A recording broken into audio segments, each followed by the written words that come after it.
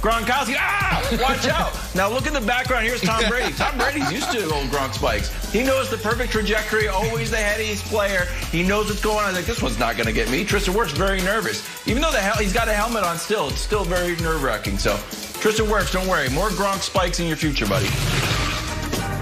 3 NFL rule changes. 2 everyone supports. 1 I think we're going to start support of right now.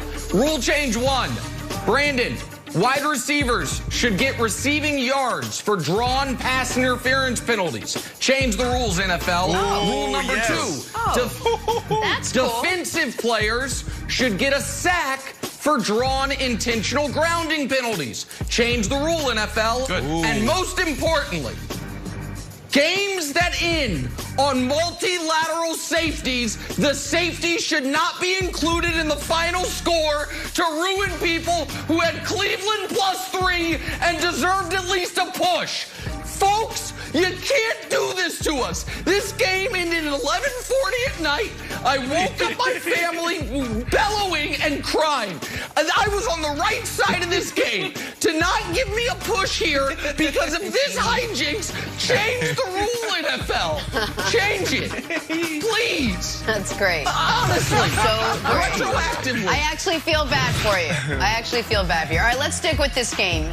So if you watched it, if it stressed me out, I'm sure it stressed you out. Lamar Jackson was sliding all over the place. Every time he took a step, he was like, his ankle was sliding out. He still ran for like 3,000 yards. But still, you have to wonder, was it the cleats or was it something else? Bum, bum, bum. Now, I'm not saying it was Baker Mayfield who had anything to do with this. I'm not saying, even though this was the very lawn that he mowed in 35,000 different commercials that he shot this summer. I'm not saying that. All I'm saying is that maybe it's a possibility. I'm not saying it happened, but a big fat maybe. There you go, Lamar. I just wanted to throw it out there, but I'm glad you played and you changed your cleats in the second half. Just said it. Let's talk some Green Bay Packers now. It's been a great year for these guys. Matt LaFleur could be coach of the year. His team is now the NFC's top seed. Aaron Rodgers could be MVP. He was nearly flawless on Sunday. And the remaining schedule, Panthers, Titans, Bears, well, it's not terrifying. LaFleur knows just how well his quarterback is playing right now. Take a listen to what he had to say. Well, I think anytime you have just a group of players like we have, especially our quarterback, a guy of his caliber who, without a doubt in my mind, should be the front runner for the MVP. I mean, he just does it consistently every time we go out on that field. It gives you a lot of confidence that you're going to come out with a victory. Yeah. All right, all that being said, Mahomes is still the favorite, Brandon. Mahomes is still the favorite ahead of Rodgers in the MVP race. But, Brandon, is the door still open for Rodgers to come in and steal this away from Patrick Mahomes? Is it open? It's wide open. It's 50-50 at this point. Look, let me speak Nick Wright's language, okay? So, look, a couple weeks ago, I revealed this graph just to highlight a few things that I was trying to talk about. And Patrick Mahomes, I appreciate you responding to me last week. Look, I have a job to do. I love you, buddy. You're phenomenal. You can potentially go down as the greatest quarterback of all time. But right now, this is 50-50. So let's look at this graph, the first graph that I did. Let's take a look. So if you look at this first graph, this is what I said. You know, Russell Wilson was leading the way. And then, Nick, this is critical information. Russell Wilson just started throwing pick after pick after pick, and I think it was the Arizona game where he threw multiple picks in one game.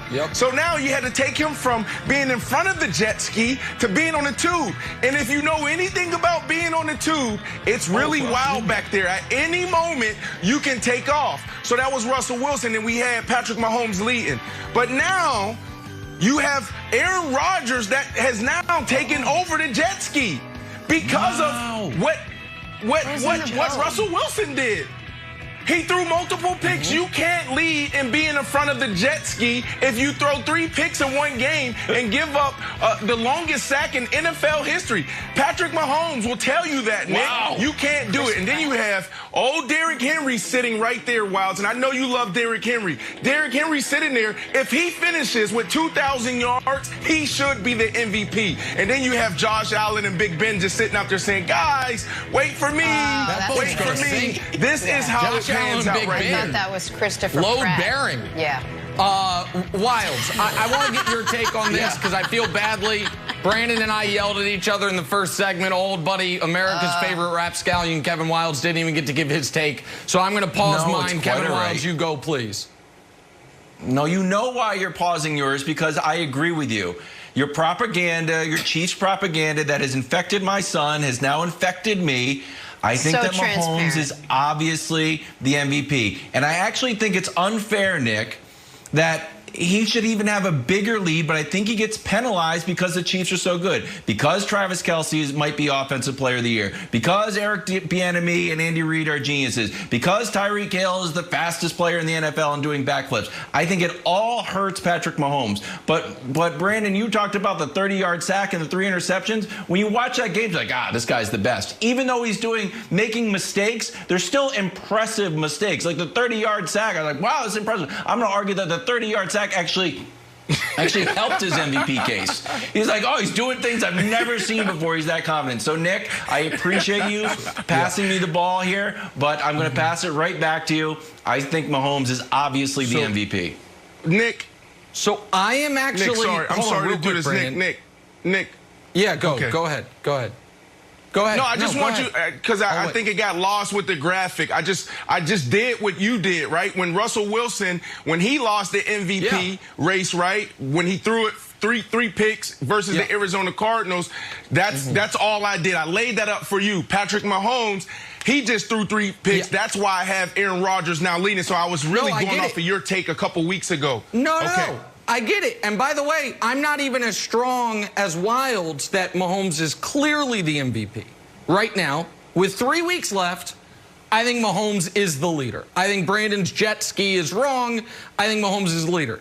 But I think it is close because, as people know, because of my just lifelong commitment to take integrity and the fact that I really just use this television show as a vehicle to audition to various leagues to actually get votes I so clearly deserve, I last year refused to say LeBron was the NBA's MVP because the numbers said it had to be Giannis. So I take this very seriously, even though it's a make-believe vote that no one will give me.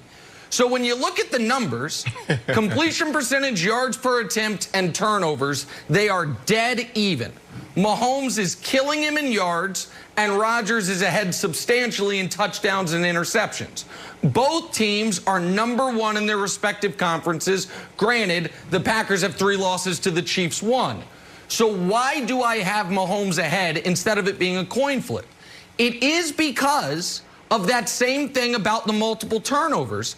But the important qualifier is this. When Russell Wilson had his multiple turnover game, he wasn't able to overcome it. The Packers have 3 losses this year.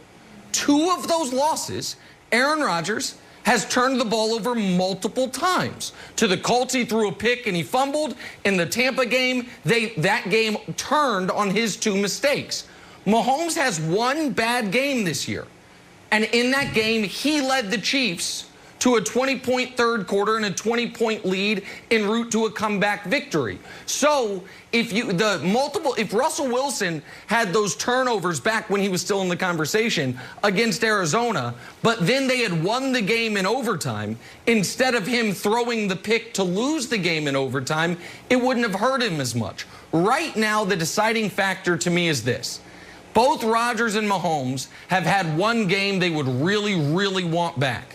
The Tampa game for Rodgers, the Miami game for Mahomes. Mahomes was able to, after having a horrific first quarter with 2 picks and a 30-yard sack, still throw for nearly 400 yards, 2 touchdowns, leads team to victory. Once Rodgers threw those 2 first-quarter picks, he and his team folded. What'd they score in that game? 10 points? So to me, that's the distinguishing point. But Mahomes has no nationally televised games left, Jenna. Rodgers has Carolina and then Sunday Night Football against the Titans, a terrible pass defense on national TV. Rodgers absolutely could still win it, but despite the 3 picks, I think Mahomes is the leader by a hair right now. Yeah, and then they have Chicago, the Packers, after that, so another chance for him as well. All right, back to last night's game now. Lamar Baker, Lamar, Einhorn Finkel, take your pick. Both played outstanding. Only one winner, though. We got this game for you next. First things first.